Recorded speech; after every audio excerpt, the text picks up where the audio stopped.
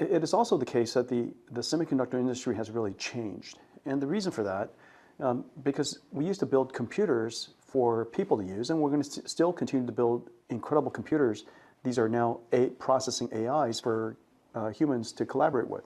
But in the future, we also have AI agents and robots, and they're going to be using computers. So instead of just a billion people using computers, we're going to have 100 billion agents and billions of robots all using computers. The computer industry, the chip that's built on top of the chip industry, surely is not big enough. And so this is one of the realizations of the semiconductor industry, that now computers are built not just for people to use, but computers are being built for computers to use. My guess is that the semiconductor industry is probably going to have to be 10 times larger than it is today over the next decade or so.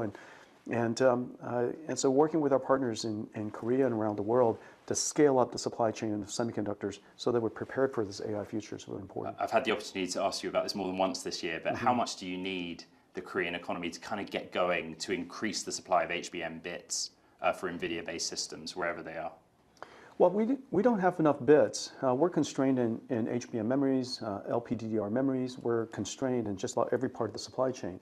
We're even constrained now with land and power and construction workers to set up the data centers.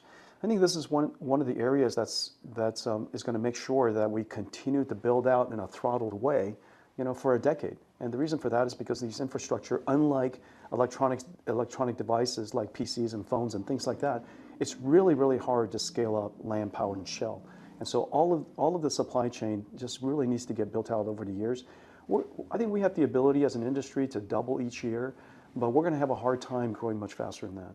The $500 billion number is large. Would you just talk a little bit more about what it encompasses? We've gone over a lot on your commitment to the US in terms of spending.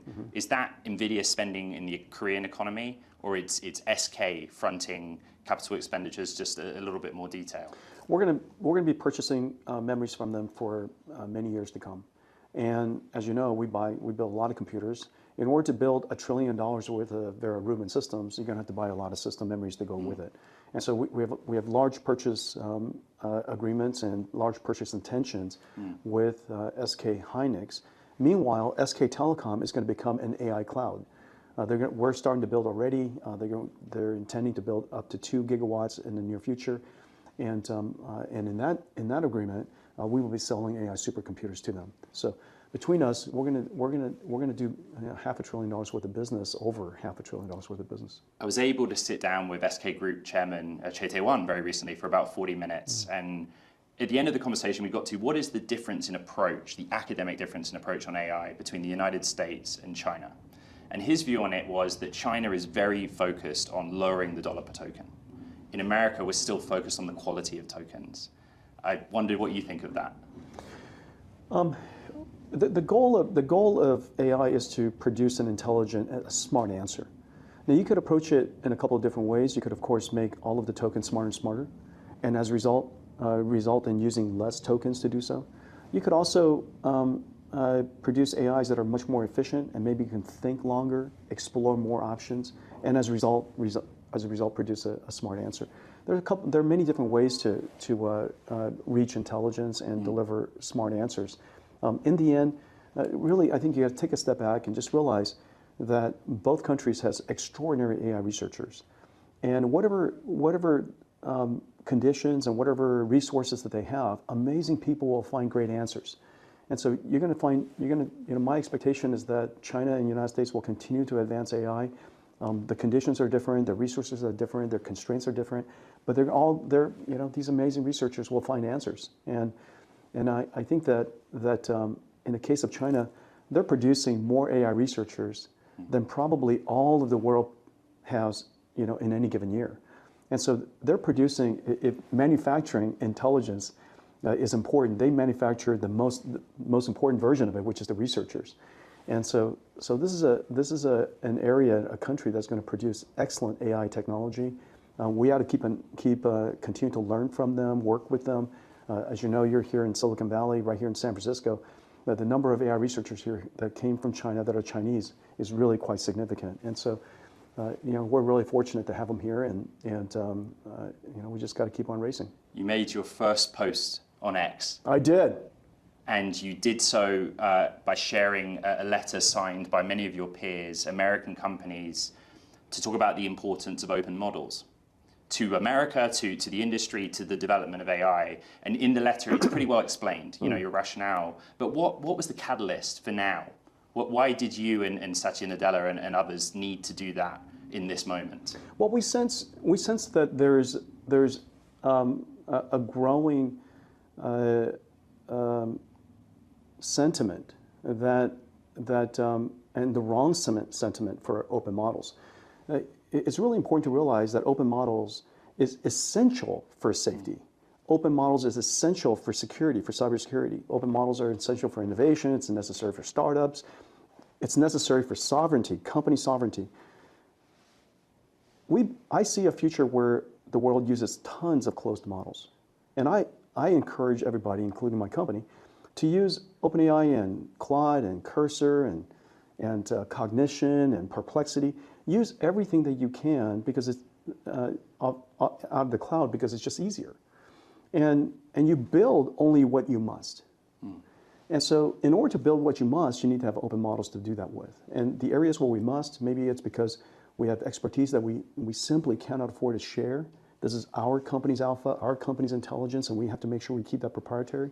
Maybe it's because our company works in an industry that's regulated, and therefore we simply can't pass along the service level agreement, and we have to make sure that we can deliver fully on the service and the promise that we sign up for.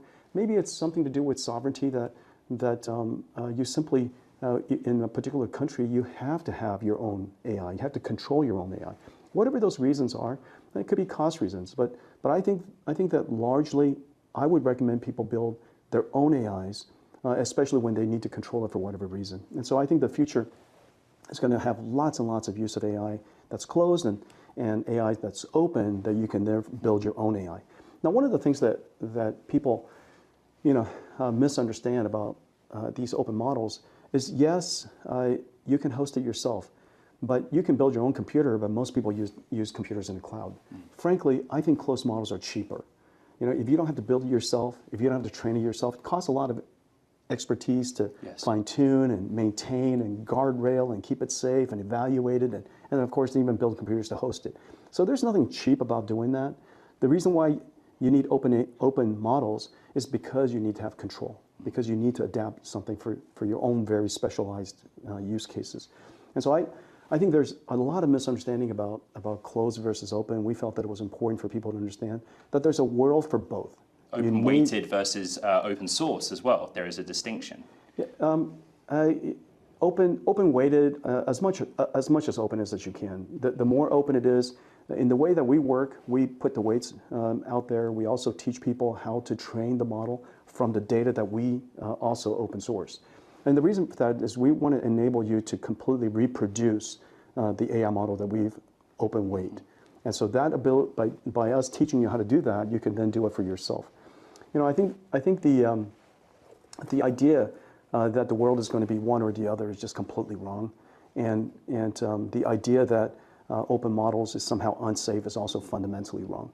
And so we just want to make sure that people understand. To finish our conversation, the two big case studies were the release of Kimi K3, which on an open-weighted basis releases fully July 27th, and then the case study of two OpenAI models mistakenly accessing Hugging Face's systems, and Hugging Face trying to use an open model in its defense, where the guardrails were a factor. Would you just reflect on those two? I know that you've been asked about them, but they seem to be like really big moments in AI overall. Those are perfect canonical examples.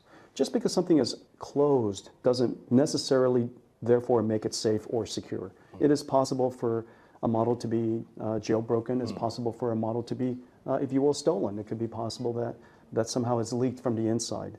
It's possible that the guardrails or the sandboxes of an AI closed AI model wasn't properly engineered, and as a result, it was able to attack another company in some way. And so just because something is closed and just because something is proprietary doesn't necessarily make it secure and safe.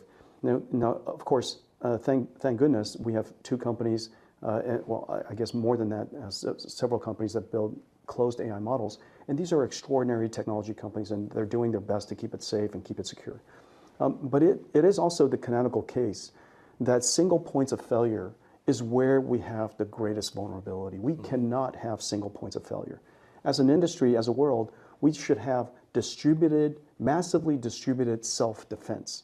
And so in the case of the example you just mentioned, Hugging Face, thankfully was able to access an open model, and I think they used GLM 5.2 was my understanding. They couldn't get a proprietary model. They could not get